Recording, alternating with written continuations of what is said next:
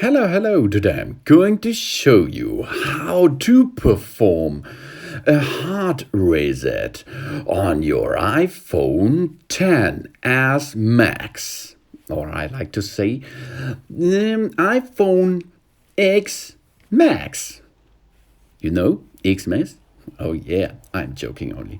We only need the volume up and the volume down button, and on the other side the power button.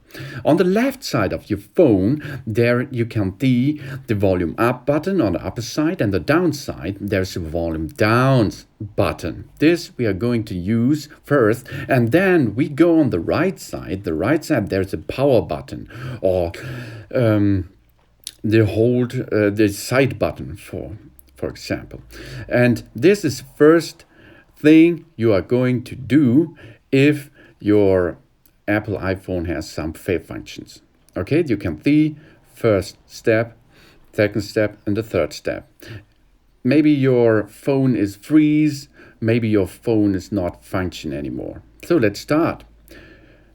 On the left side, press the volume up button and release it. Then press and release the volume down button, and then go to the right side and press and hold the side button until you can see the Apple logo.